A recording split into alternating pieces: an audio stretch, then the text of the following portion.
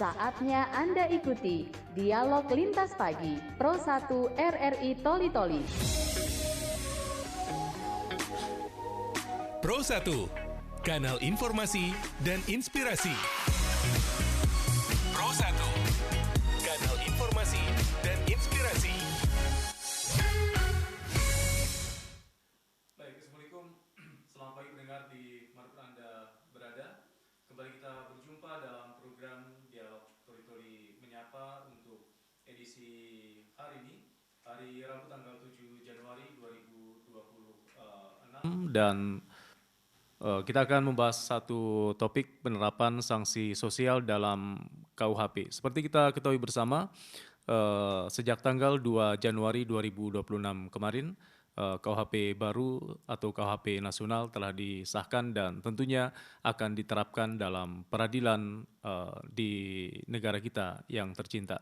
Nah, dalam KUHP yang baru, salah satunya ada penerapan hukuman atau sanksi sosial bagi para pelaku kejahatan. Nah, kita akan coba membahas topik tersebut, bagaimana sebenarnya penerapan sanksi sosial dalam KUHP baru kita yang secara resmi telah disahkan atau diberlakukan tanggal 2 Januari kemarin.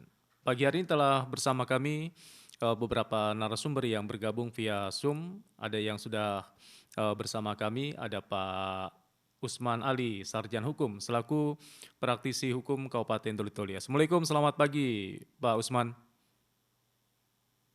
Ya, halo Pak Usman. Baik, kita masih coba memperbaiki komunikasi dengan Pak Usman yang bergabung bersama kami via Zoom pagi hari ini. Dan berikutnya ada Pak Dr. Sahril Ibnu, pengamat sosial. Selamat pagi Pak Dokter. Ya, Pak Dokter suaranya belum saya dengar ini. Baik, mungkin teman-teman teknik bisa memperbaiki untuk komunikasi dialog kita di pagi hari ini. Baik, halo Pak Dokter. Halo. Ya, terima kasih sudah bergabung bersama kami pagi hari ini. Dan sebelum ke Pak Dokter, saya kembali menyapa Pak Usman Ali, praktisi hukum yang sudah bergabung bersama kami sejak tadi. Selamat pagi Pak Usman. Selamat pagi. Assalamualaikum warahmatullahi wabarakatuh. Waalaikumsalam, terima kasih. Dan kami juga masih menantikan kehadiran dari Kejaksaan Negeri Toli Toli. Nanti ada Pak Parman selaku Kepala Seksi Pidana Umum dan juga ada Ibu Dwi Resti Prabandari selaku Kasubsi Intelijen Kejaksaan Negeri Toli Toli yang nanti juga akan bergabung bersama kami di pagi hari ini. Dan kami juga coba menghubungi dari pemerintah daerah bagaimana kolaborasi antara kejaksaan dengan pemerintah daerah utamanya dalam penerapan sanksi sosial nantinya. Dan pendengar, kami juga membuka line interaktif di 0853 4383 1230 atau di 0821 9483 0965. Nantinya Anda bisa bergabung bersama kami di line interaktif yang kami buka di Toli Toli Menyapa untuk pagi hari ini, penerapan sanksi sosial dalam KUHP. Baik, saya ke Pak Usman Ali, Sarjana Hukum selaku praktisi hukum sambil kita menantikan kehadiran dari kejaksaan. Paling mungkin selaku praktisi hukum, selaku pengacara juga di Kabupaten Toli Toli ini. Bagaimana penjelasan atau mungkin tanggapan awal Bapak terkait KUHP baru kita ini yang telah diresmikan tanggal 2 Januari kemarin. Silakan Pak Usman. Baik, terima kasih. Jadi saya langsung saja ini. Kami sebenarnya menyambut dengan gembira karena pidana kerja sosial ini kita tahu bersama sebagai sebuah inovasi yang positif untuk perkembangan kita, karena tentu ini akan mengatasi berbagai macam masalah. Misalnya tadi sudah sampai di awal pembicaraan bahwa padatan napas, kemudian bagaimana bisa mewujudkan keadilan yang restoratif, juga ya, ke depannya tentu karena ini tentu barang baru, maka perlu banyak hal-hal yang disiapkan, terutama dalam hal implementasinya, di infrastruktur, mekanisme pengawasan, dan bagaimana pergeseran paradigma hakim di pengadilan, bagaimana pemidanaan retributif ke pemidanaan rehabilitatif. Jadi kami sangat mendukung program ini. Mudah-mudahan ke depan bisa segera diterapkan sehingga hal-hal yang tadi ini bisa segera teratasi, terutama masalah kepadatan di lapas kita dan anggaran lapas yang semakin besar ditanggung oleh negara. Saya kira sementara. Oke, artinya Anda selaku juga praktisi hukum dan juga pengacara ya. Bagaimana sih pengalaman Pak Usman sebelumnya atau sebelum KUHP baru ini disahkan, Pak? Iya, sebenarnya mekanisme untuk pidana kerja sosial ini telah lama kemudian kita mencoba untuk mendorong. Memang di pidana yang lama, KUHP pidana lama itu memang masih belum terbuka ruang itu. Walaupun sebenarnya ada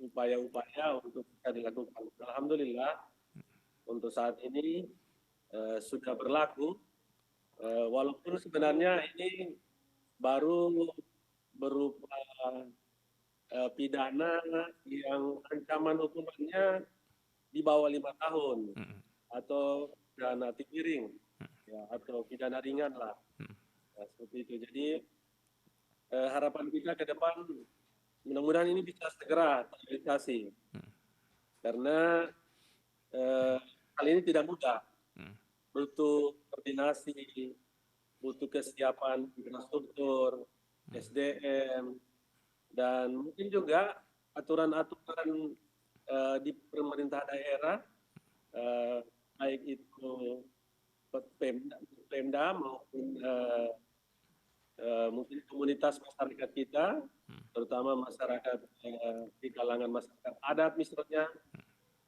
bagaimana mereka kemudian bisa menjalankan pidana kerja sosial ini secara baik dan terukur serta memenuhi rasa adil bagi seluruh pihak, terutama kepada masyarakat kita.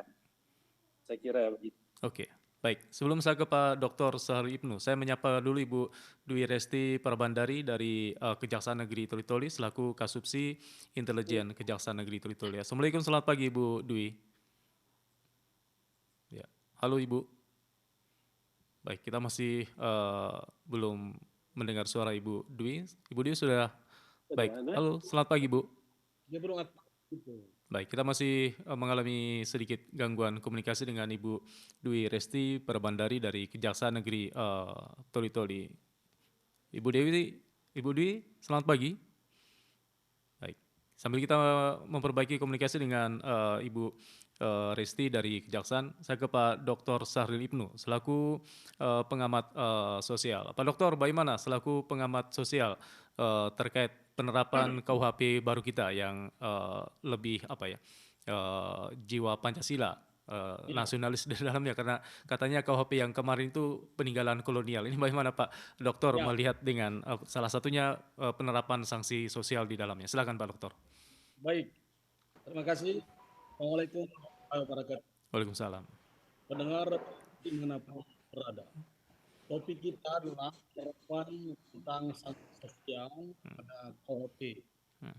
Jadi konsep kanannya bahwa ini tidak bisa dipandang sebagai konsep hukum murni, tapi kita harus memandang bahwa ada maintenance dalam membentuk tatanan sosial dan menjaga martabat manusia.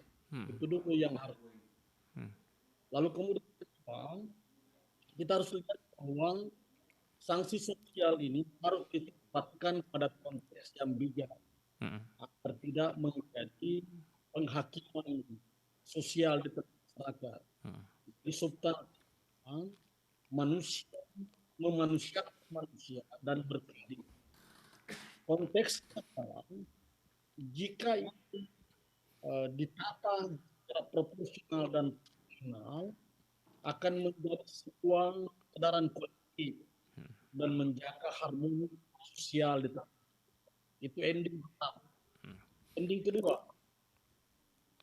kalau bicara tentang sanksi sosial, sebetulnya itu bukan hal baru. Konsep penerapan sosial itu terjadi di tempat kita. Ada sebuah lingkungan, keluarga, ada orang berbentuk saling mengingatkan, saling mengontrol, bahkan sanksi sosial di tengah masyarakat itu berjalan. Yang kemudian itu bisa bernilai positif seperti yang dibahas tadi oleh pengamat hukum. Dia bisa bermanfaat positif jika itu diarahkan pada proporsional dan profesional. Jadi dia tidak sekedar menghakimi dan mempermalukan, tapi juga ada ruang mendorong kesadaran serta membangun ruang edukasi sosial. Itu kedua. Persoalan ketiga yang paling penting, dan ini ambiguitas. Saya kira kejaksaan ini ambiguitas hukum negeri ini. Ambiguitas yang saya maksud adalah bahwa sebetulnya ini kalau harus waspadai dan tidak berjalan secara efektif, maka bisa mengintimidasi, bisa mempersekusi oknum pribadi kalau tidak secara proporsional dan proporsional. Kenapa itu terjadi? Bukankah Indonesia itu sebagai ambiguitas negara hukum? Hukum yang digunakan adalah kode nomenklatur. Itu bisa dibaca di Profesor C.S.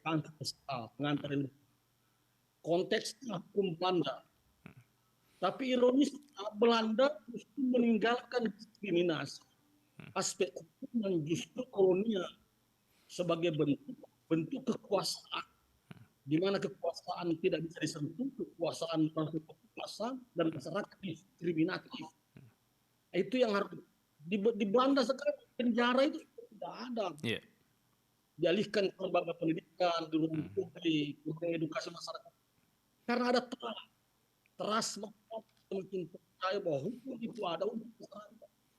Maka orang-orang hukum di negeri dan menjalankan hukum harus mengerti betul ilmu antropologi hukum, ilmu sosiologi hukum, dan ilmu probability sosiologi hukum. Sehingga hukum itu tidak dipandang hitam putih dan menjadi alasan dendam kekuasaan. Itu terakhir. Lalu apa solutif yang harus dilakukan? Solutif yang harus dilakukan adalah sanksi-sanksi yang ada haruslah mendidik, bukan menghina. Kemudian kedua diterapkan melalui kesepakatan bersama. Hukum di negeri ini kan tiga, hukum normatif, hukum adat, dan hukum agama. Maka kompilasi hukum ini harus jalan, tidak berjadi ambigu dalam penerapan. Lalu kemudian selanjutnya pelibatan partisipan. Sehingga kalau ruang ini berjalan, maka hukum itu tidak boleh dilepaskan ke tengah masyarakat. Harus ada negara, harus berjalan hukum. Sehingga dia yang mengontrol dan menempatkan proporsi hukum secara jelas dan proporsional. Kalau tidak, bisa terjadi maka konsep penerapan sosial ini bagus, tetapi proporsional dan proporsional harus. Saya kira itu. Oke, baik. Saya coba kembali menyapa Ibu Dwi Resti Barbandari dari Kejaksaan Negeri Toli-Toli. Selamat pagi Ibu Resti. Baik. Halo Ibu Resti. Don. Itu tidak bukannya. Ya. Kami Pak. Baik. Halo. Halo. Ya, oke. Baik. Ibu Resti sudah bersama kami dan juga ada Pak Parman ya dari Kasih Pidana Umum Kejaksaan Negeri Toli-Toli. Baik. Dua-duanya sudah bergabung bersama kami. Tadi kita sudah berbincang di awal dengan Pak Usman Ali selaku praktisi hukum dan juga Pak Dr. Sahril Ibnu selaku pengamat sosial yang sudah memberikan pandangan terkait bagaimana utamanya penerapan sanksi sosial dalam KUHP baru kita. Baik, saya ke Ibu Resti Prabandari dari Kasih Intelijen Kejaksaan Negeri Toli-Toli. Ibu mungkin bisa dijelaskan kepada pendengar, kepada publik terkait penerapan KUHP baru kita ini, termasuk di dalamnya penerapan sanksi sosial. Silakan Ibu Dwi.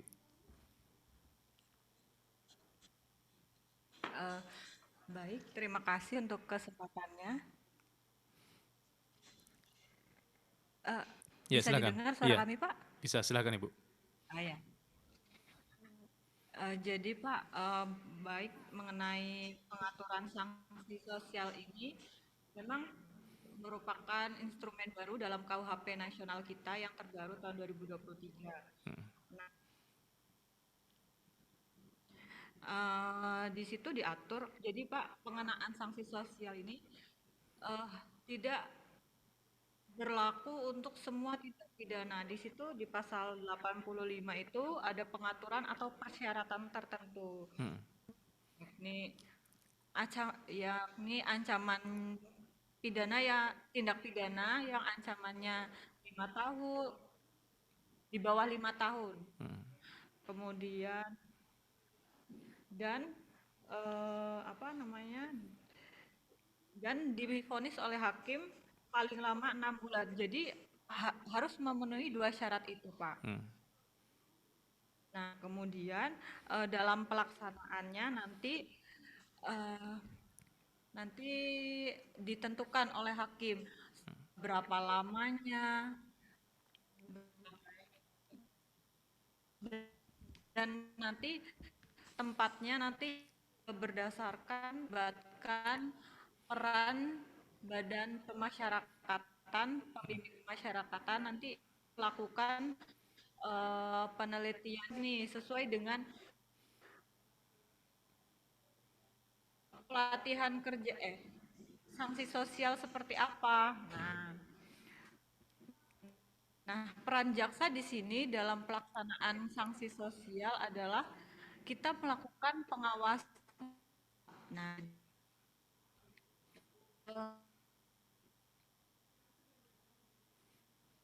ya, rupanya jaringan kita agak sedikit mengalami gangguan dengan kita melakukan pengawasan sedang di situ, jadi kita berjalan bersamaan. Oke, saya coba ke Pak Parman selaku Kepala Seksi Pidana Umum. Bicara terkait penerapan sanksi sosial dalam KUHP baru kita ini,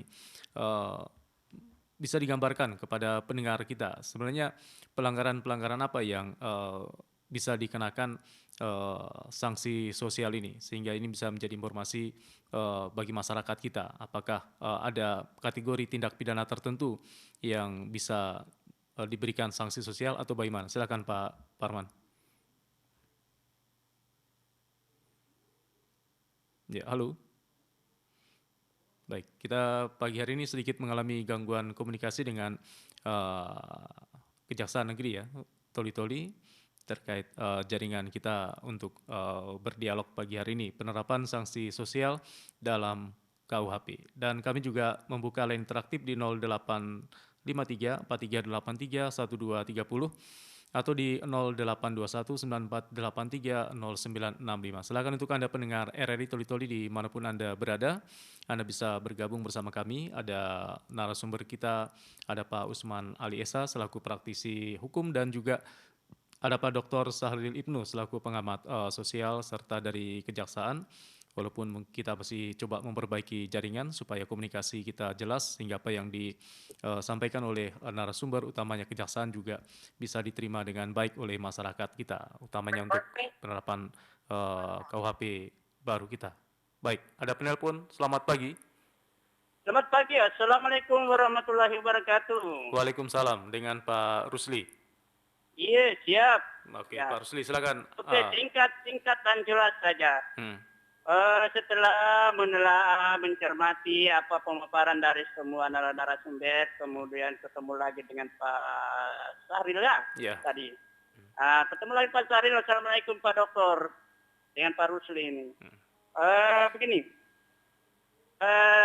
Masalah dengan terbuatnya kembali undang-undang KUHP yang baru, ini pada dasarnya masyarakat sangat merespon.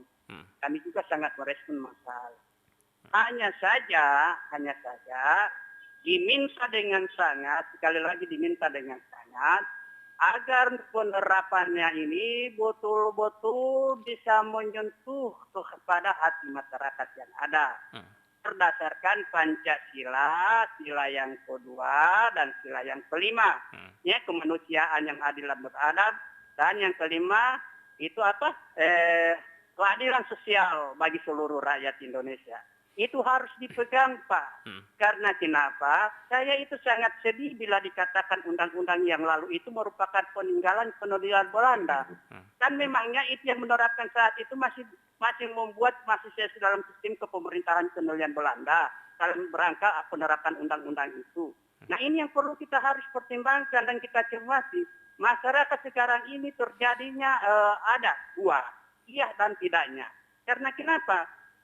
Manusia ini semasa hidupnya, Pak, pemikirannya, otaknya ini, apa saja yang dia buat itu bisa. Tapi ingat, setelah kita berbuat seperti itu, banyak tantangan dan hambatan yang kita dapatkan. Dan itu banyak juga yang harus diharapkan oleh masyarakat saat sekarang. Jangan hanya orang yang mengambil daun pisang semeter saja, itu pidana dengan pidana 1 tahun penjara. Sementara koruptor kelas berat itu tidak mampu kita untuk mengatasi. Banyak fakta dan kenyataan, Pak. Nah, ini yang perlu kita harus hati-hati, harus waspada. Apa saja boleh. Silakan saja terapkan undang-undang ini.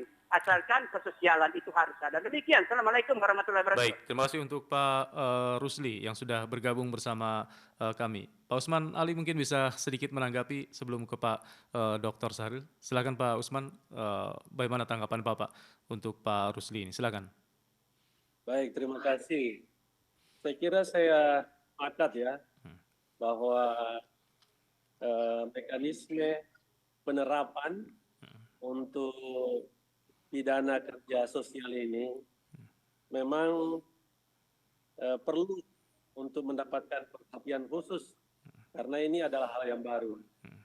Jadi mungkin saya agak sedikit masuk pada tema kita hari ini bahwa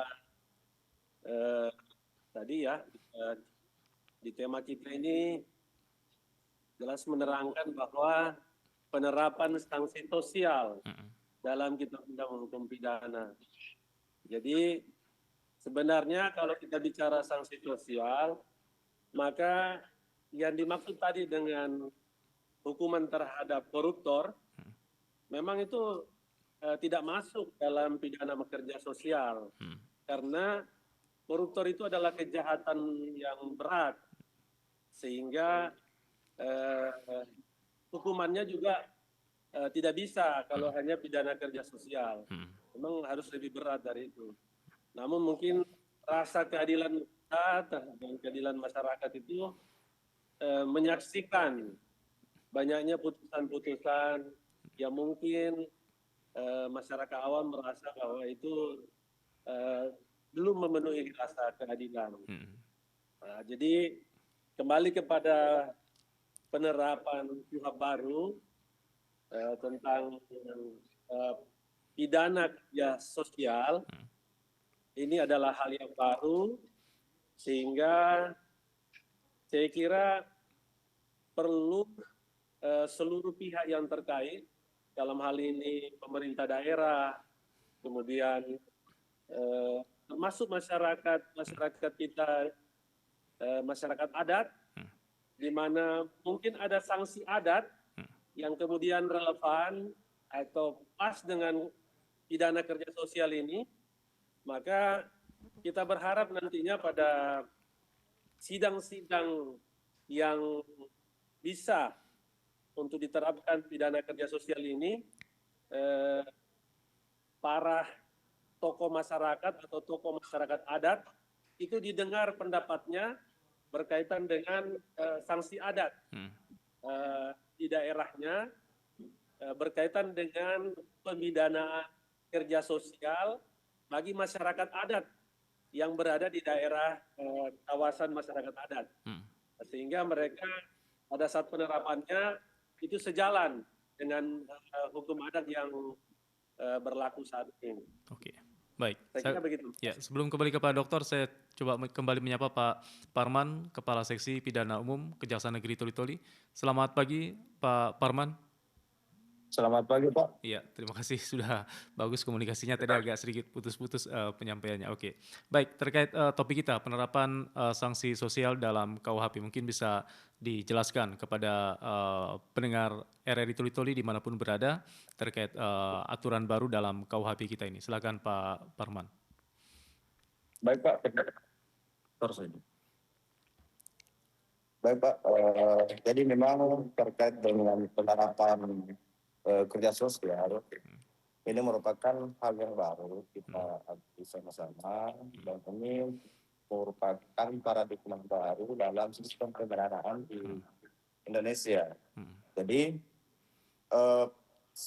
penerapan kerja sosial ini lebih menitikberatkan bahwa tujuan pembinaan itu bukan hanya semata-mata untuk memberikan pembalasan, tapi tujuan sebenarnya dari pembinaan adalah yaitu memberikan fungsi rehabilitatif. Artinya tujuan pemulihan daripada si pelaku tersebut, bagaimana ia setelah menjalani pidana atau setelah menjalani tuntutan dia bisa dapat diterima secara baik di masyarakat. Nah, kemudian itu sudah jelas juga atau sudah tegas dituangkan dalam pasal 1 di Undang-Undang Dasar Kerja tentang bahwa pidana kerja sosial sebagai alternatif selain daripada penjara itu hanya bisa dijatuhkan terhadap perbuatan tindak pidana yang diancam di bawah 5 tahun dan hakim tidak menjatuhkan pidana lebih dari 6 bulan atau denda paling banyak sebesar 10 juta rupiah atau iman dalam kategori kedua. Kemudian terkait pidana kerja sosial itu ada beberapa hal yang juga perlu dipertimbangkan sebelum menuntut dan atau memutus. Nah, salah satunya adalah pengakuan terdakwa terhadap tindak pidana yang dilakukan, kemudian kemampuan kerja terdakwa, kemudian posisi terdakwa sesuai dengan tujuan dan hal yang berhubungan dengan pelaku sosial. Kemudian yang paling penting juga adalah bagaimana riwayat sosial dari terdakwa itu. Itulah hal-hal yang perlu dipertimbangkan sebelum menuntut dan atau menjatuhkan putusan kerja sosial kepada terdakwa. Sementara itu, Pak. Oke, baik. Sudah ada penelpon yang coba bergabung. Coba saya sapa dulu. Halo, selamat pagi. Halo, pagi. Assalamualaikum. Waalaikumsalam. Dengan siapa ini, Pak? Dengan Budi di Labengga. Pak Budi di Labengga, silakan. Iya, terima kasih. Assalamualaikum para narasumber. Iya. Pertama-tama saya begini. Saya sepakat apa yang disampaikan oleh Bapak Usman Ali tadi bahwa sebelum kita melangkah jauh di persoalan penerapan KUHP ini, semestinya kita harus melakukan sosialisasi terhadap masyarakat. Pertama, di ruang publik kami, di tengah masyarakat adat, banyak hal-hal yang mungkin KUHP itu masih bisa diterapkan lewat hukum-hukum adat, sanksi-sanksi adat. Di hari ini, saya melihat penerapan KUHP itu melanggar hak-hak wilayah masyarakat adat, di mana ruang publik masyarakat adat tidak diberikan ruang untuk itu. Ketiga, bisa diselesaikan secara hukum adat, tapi hari ini diselesaikan secara hukum KUHP yang memang melanggar hak-hak untuk masyarakat adat. Saya pikir hari ini perlu menjadi bagian kita adalah dapat mengetahui sejauh ini penerapan tengah lingkungan kita. Makasih banyak. Assalamualaikum warahmatullahi wabarakatuh. Baik, waalaikumsalam. Terima kasih untuk Budi di Labengga. Sebelum dijawab, kita akan jeda sejenak dulu. Pastikan tetap bersama kami di program Dialog untuk pagi hari ini dengan topik penerapan sanksi sosial dalam KUHP. Pak, proyek ini untuk saya saja. Bapak potong saja 10%. Bagaimana? Maaf, tidak bisa begitu. Oh, saya salah ngomong tadi. Maksud saya, potong saja 15%. Tidak bisa, Pak. Begini, Pak. Begini maksud saya. Supaya kita sama-sama nyaman, potong saja untuk komisi 20%. Kita sudah sama-sama enak, Pak. Pak, kalau tangan Bapak saya potong, mau tidak? Hah? Mau tidak? Maaf, Pak. Saya permisi.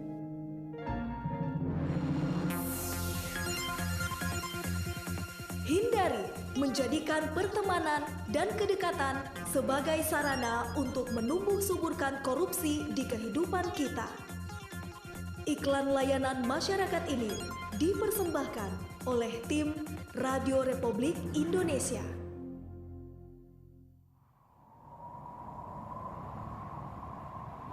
Kita sering melihat awan mirip seperti gumpalan kapas putih yang empuk dan ringan. Tapi, apakah benar kalau awan memang aslinya ringan? Ternyata, ini salah besar loh. Dikutip dari United States Geological Survey USGS, rata-rata awan cumulus bisa memiliki berat hingga 500 ton atau sekitar 500.000 kilogram. Namun, berat awan juga berbeda-beda tergantung jenis awannya. Kalau awan itu berat, kenapa nggak jatuh ya? Awan tidak jatuh karena tetesan airnya sangat kecil. Tetesan air di awan rata-rata berukuran 1 juta kali lebih kecil dari tetesan hujan. Kemudian arus angin di ketinggian meniup tetesan kecil ini dan menahannya di udara lebih lama. Konveksi panas juga membantu menjaga awan agar tetap melayang.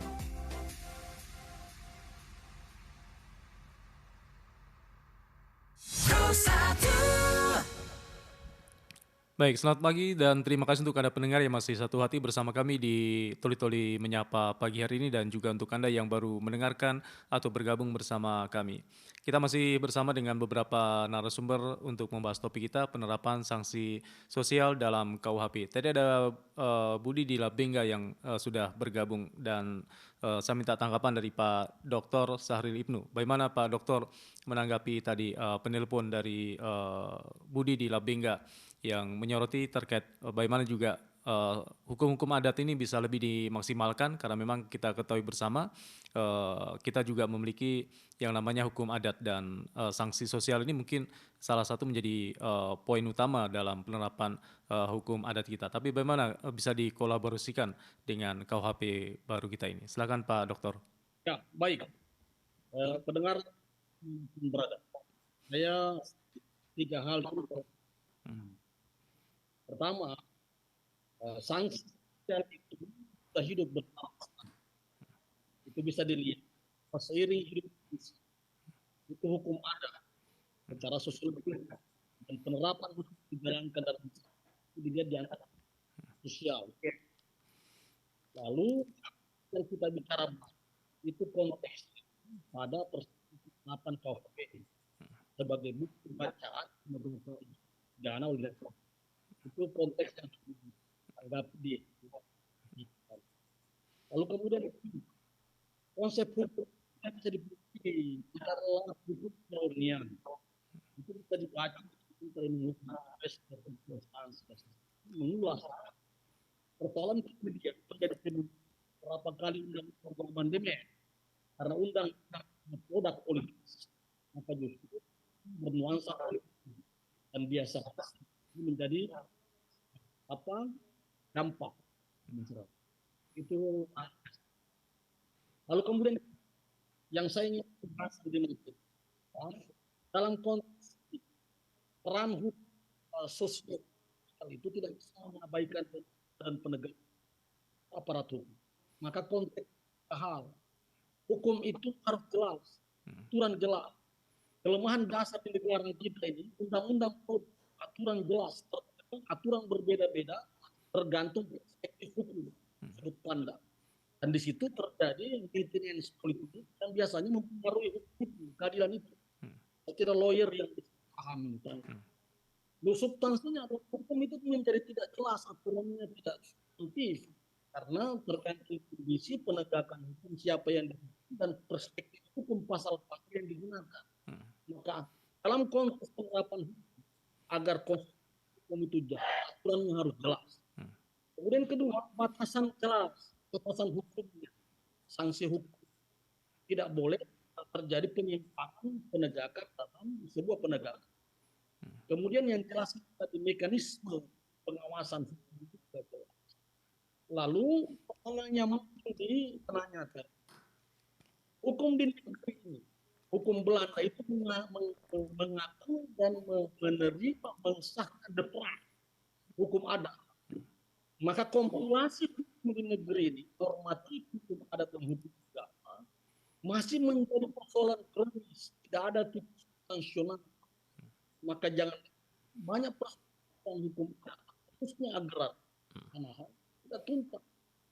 Banyak hal yang diskriminatif. Pada saat kapan negara menjadi negara dan pada saat kapan negara mengintimidasi rakyat dengan berlaku.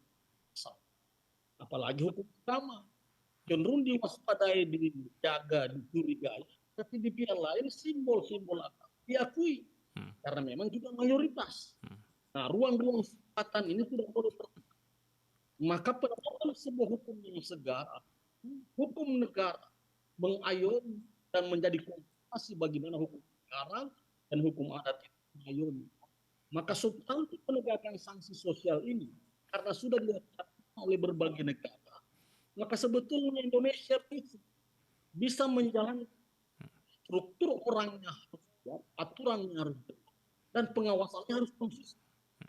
Kita ini kan hukum bermasalah, orang pelaksana bermasalah, oknum bermasalah, kompilasi kepentingan politik bermasalah. Maka semua hukum itu menjadi abu-abu, gitu. Nah, apa saya ingin simpulkan? Dalam substansi sosial hukum itu tidak dipandang hitam putih. Satu, sebuah kejadian pencuri, contoh dalam sosiologi hukum. Saya kira Pak Usman Ali ini yang persoalan pelaksana hukum hari ini harus bisa menang bahwa hukum itu sangat subjektif.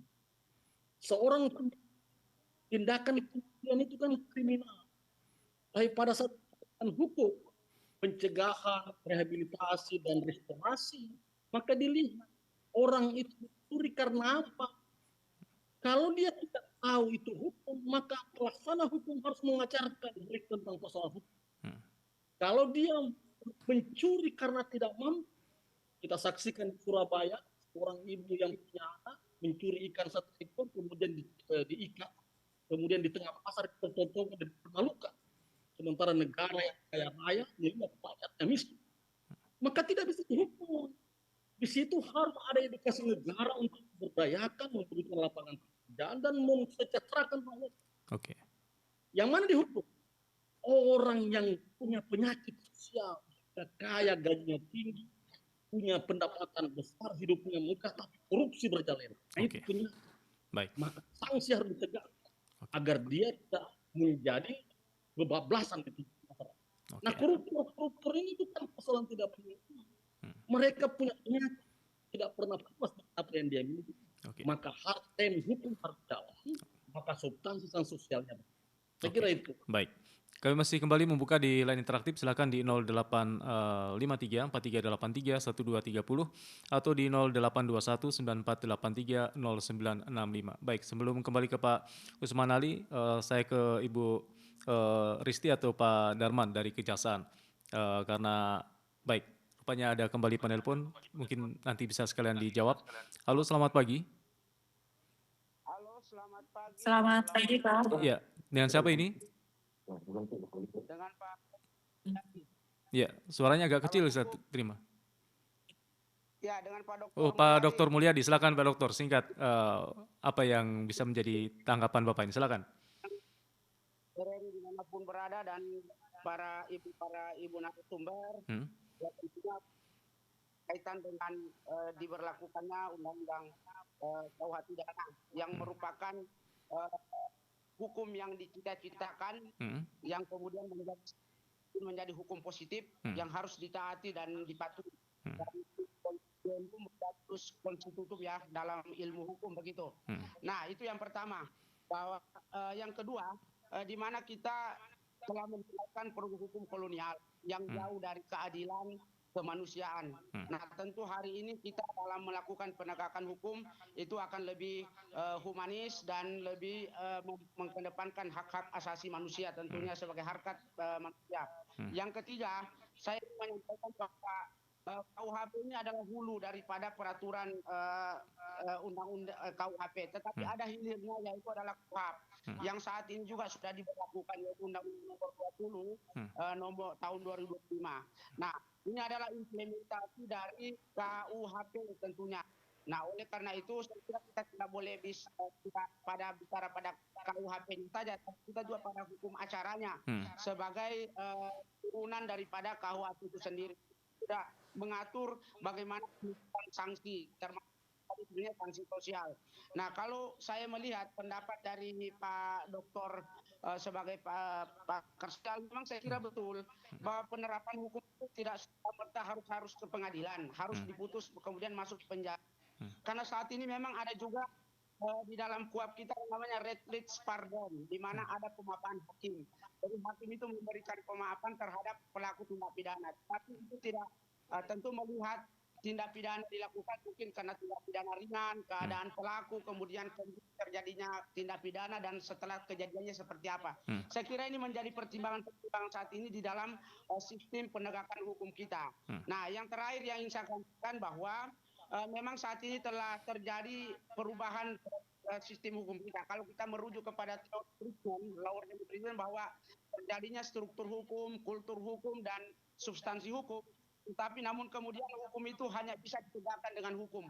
Saya kira itu pendapat hukum saya, Pak Mardono. Terima kasih. Baik, terima kasih dari Pak Dr. Mulyadi, Kabak Hukum yang sudah sedikit memberikan pandangannya terkait apa yang kita bahas di pagi hari ini. Baik, saya kembali ke Ibu Risti dari Kejaksaan. Mungkin ini juga bisa disampaikan kepada pendengar RRI karena ada juga yang WA ke saya. Untuk penerapan sanksi sosial ini, apakah untuk kasus tindak pidana korupsi, narkoba juga bisa dikenakan sanksi sosial? Nah, ini bagaimana supaya masyarakat juga bisa clear untuk terkait penerapan sanksi sosial? Kira-kira hukum tindak pidana apa sih yang memang bisa diberikan sanksi sosial atau memang ada pengecualian? Silakan Ibu Risti.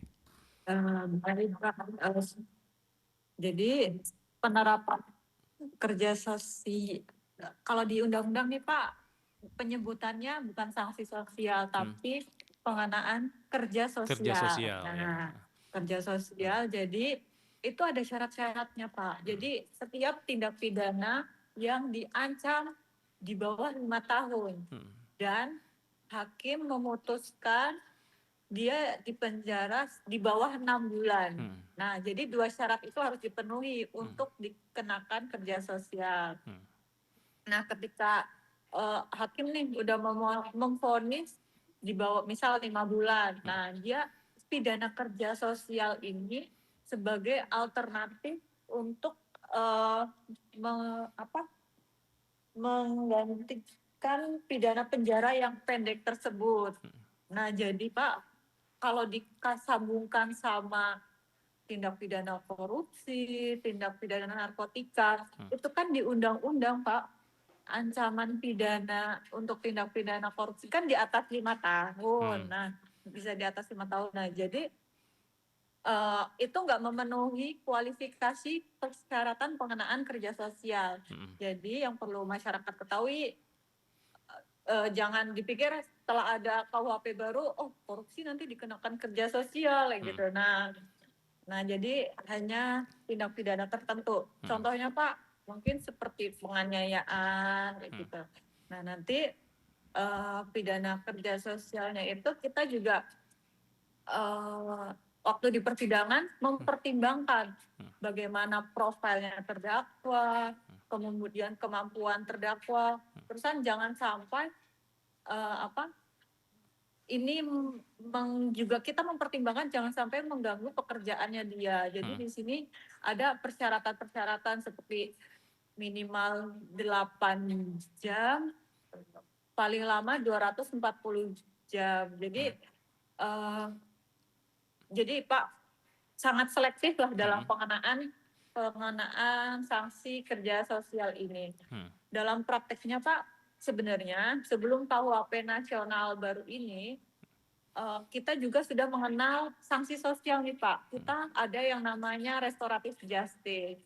Nah, penanganan perkara seperti penganiayaan, pencurian, ya antara korban dan pelakunya sudah berdamai, kita sudah mengundang aparat desa, masyarakat, tokoh masyarakat. Nah, kita kumpulkan, udah saling memaafkan. Nah, di sini ada pengenaan sanksi sosial. Sanksi sosialnya seperti apa sih gitu. Nah, yang pernah kita lakukan adalah melakukan kegiatan-kegiatan sosial di fasilitas umum seperti membersihkan musola, seperti itu, Pak. Oke. Baik, saya kembali ke Pak Usman Ali selaku praktisi hukum. Pak Usman, terkait penerapan sanksi sosial dalam KUHP. Anda selaku praktisi hukum, bagaimana juga pandangan Anda? Ini kan biasanya juga, mohon maaf ya, ada masyarakat yang dalam tanda kutip mungkin dendam ya dengan seorang tersangka yang memang mengharapkan dijebloskan saja ke penjara. Nah, ini bagaimana tanggapan Bapak dengan adanya sanksi sosial ini selaku praktisi hukum supaya masyarakat nantinya bisa melihat hal ini dengan cermat, Pak? Silakan. Baik, terima kasih untuk yang kesekiannya. Jadi saya kira kita semua mungkin punya pandangan yang sama ya terhadap kitab undang-undang pidana yang baru ini, bahwa pidana kerja sosial itu bukanlah sanksi sosial. Jadi berbeda sanksi sosial dan pidana kerja sosial. Nah, sementara kalau kita bicara sanksi sosial dalam kitab hukum pidana baru, itu memang belum sepenuhnya dijabarkan dalam surat itu, di dalam pasal-pasalnya. Sebagai contoh misalnya, tadi ya, pelaku korupsi atau koruptor. Misalnya masyarakat itu ada sebagian yang ingin memviralkan pelakunya supaya memberi efek jerah. Itu belum diatur dalam KUHP baru. Sehingga kalau misalnya koruptor itu masyarakat viralkan misalnya, itu bisa kena pidana yang lain, misalnya pencemaran nama baik atau fitnah. Sehingga ya kita berharap untuk pidana atau sanksi sosial dalam KUHP pidana yang baru ini ke depannya bisa direvisi kembali dan dimuatkan pasal-pasal yang saya kira menyentuh rasa keadilan masyarakat terkait pidana yang berat seperti koruptor tadi. Tidak hanya bertujuan dimiskinkan, lalu kemudian dipenjara sekian lama. Namun yang paling penting sebenarnya, saya kira pidana kerja sosial ini banyak sekali manfaatnya. Dalam konteks hari ini contohnya, pemerintah kita ini sedang melakukan efisiensi anggaran. Sehingga pidana kerja sosial ini sebenarnya menjadi solusi bagi kebutuhan pemerintah dalam hal misalnya menyediakan petugas kebersihan di pemerintah daerah misalnya. Jadi tidak perlu lagi membayar tenaga outsourcing misalnya, atau mengangkat tenaga honorer dan lain sebagainya. Cukup menggunakan misalnya para narapidana yang ancaman hukumannya memang di bawah 5 tahun. Seperti tadi yang dijelaskan oleh pihak kejaksaan. Sehingga KUHP kita ini sejalan dengan program pemerintah berkaitan dengan efisiensi anggaran. Nah, saya juga menekankan dalam hal misalnya bagaimana KUHP baru ini dapat dalam penerapannya mengakomodir hukum adat kita atau sanksi adat yang berlaku di masyarakat. Sehingga hukum kita ini hidup atau living law. Hukum yang hidup di tengah masyarakat. Sehingga bisa diterima. Sebagaimana tadi kita bahas bahwa KUHP baru ini lebih humanis dan lebih Pancasilais. Nah, sekira demikian, makasih. Oke, baik, kita sudah di ujung kebersamaan kita untuk dialog pagi hari ini, penerapan sanksi sosial tadi dikoreksi oleh Ibu Risti, kerja sosial ya. Tapi baik, saya minta closing statement dari masing-masing narasumber. Saya ke Pak Dr. Sahril Ibnu, sekaligus closing statement selaku pengamat sosial di bagaimana tanggapan Bapak terakhir untuk penerapan sanksi sosial ini? Tentunya dalam rangka tadi itu mewujudkan tatanan kehidupan kita yang lebih baik, Pak. Jangan sampai hal ini dimanfaatkan oleh para pelaku kejahatan. Berbuat kejahatan kan cuma di sanksi sosial. Nah, bagaimana penekanan Bapak jangan sampai ini disalahartikan oleh para pelaku kejahatan, Pak Dokter? Ya, baik. Jadi sanksi sosial atau tindakan seperti itu bisa dipakai dua hal positif jelas oleh juga bisa bagi orang kewaspadaan. Ya, saya proporsional dan profesional harus mengerucut ke sana sehingga tidak bahwa kebijakan kita takut atau kita hal yang tapi kita harus lihat bahwa substansi sebuah kebijakan harus membuat orang sadar hukum itu.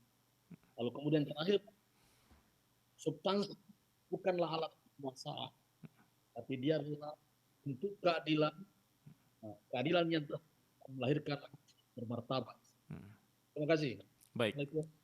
Terima kasih untuk Pak Dr. Sahril Ibnu yang sudah memberikan pandangannya di pagi hari ini terkait apa yang kita bahas. Saya ke Pak Parman atau Ibu Resti, silakan untuk memberikan closing statement terkait topik kita, penerapan kerja sosial dalam KUHP. Silakan. Baik, terima kasih. Dari kami terkait dengan penerapan pidana kerja sosial ini, sebenarnya harapannya ke depan adalah bahwa dengan berlakunya pidana kerja sosial ini dapat diharapkan sistem pemilannya untuk para terdakwa ataupun terpidana itu bisa lebih manusiawi, kemudian dan lebih berorientasi kepada rasa pemulihan sosial. Nah, pidana kerja sosial ini juga kan sebenarnya lebih menitik beratkan kepada untuk penghindaran stigmatisasi terhadap pelaku. Jadi sementara dia melaksanakan putusan, dia juga pada saat itu langsung berbalik kepada masyarakat. Jadi lebih bersifat adaptif lah. Jadi keberadaannya masih lebih cepat diterima. Kemudian yang kedua, dengan adanya pidana kerja sosial ini kan juga mengurangi overkapasitas di lembaga pemasyarakatan, dan kita tahu saat ini sangat-sangat banyak. Dan itu juga menghemat lah atau membuat negara lebih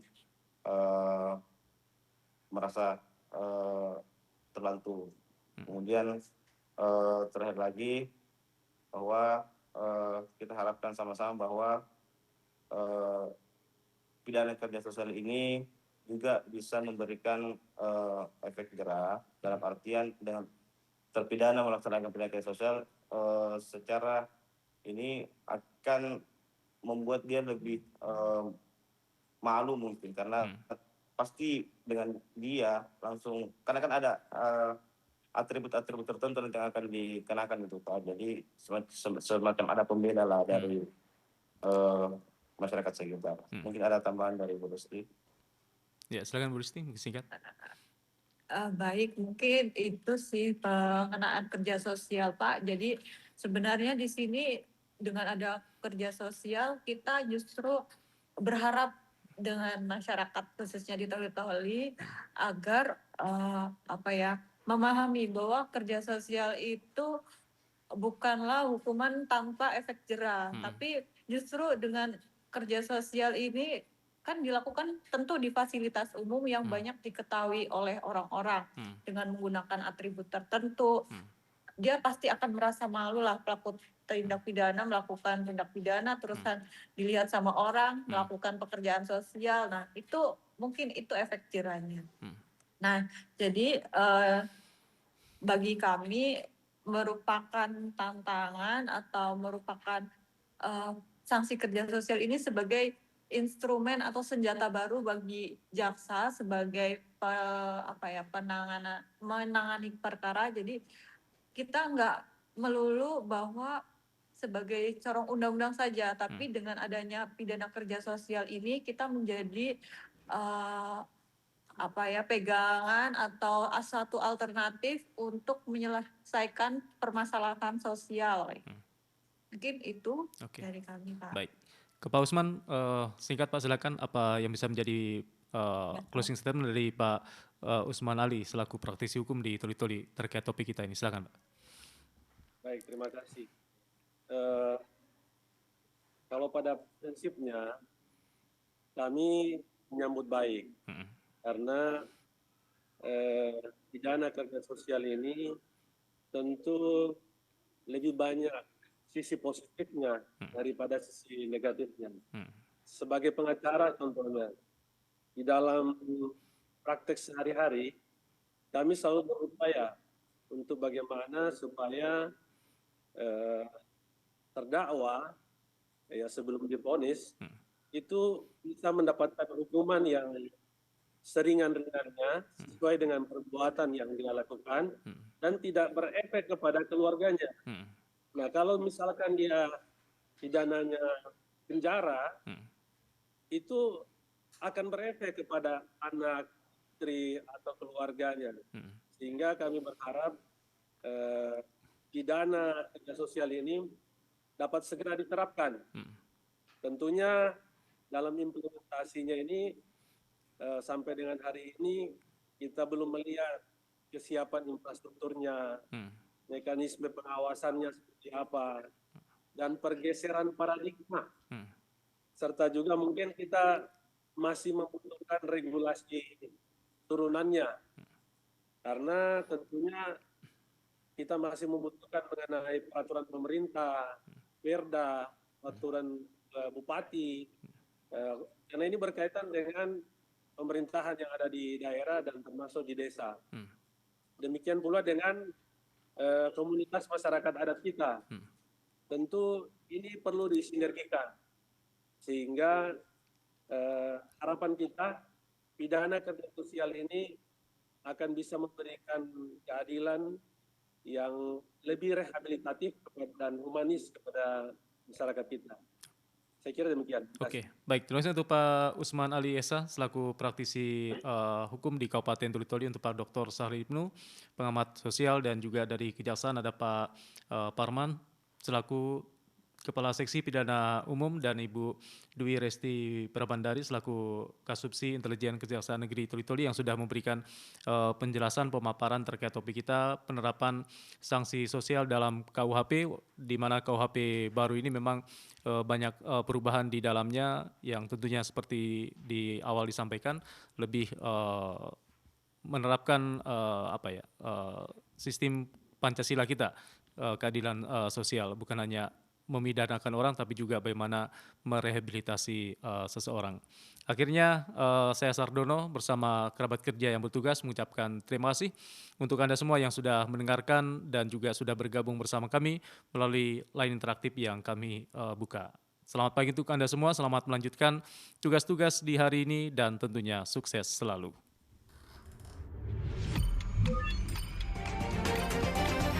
Demikian telah Anda ikuti Dialog Interaktif Lintas Pagi di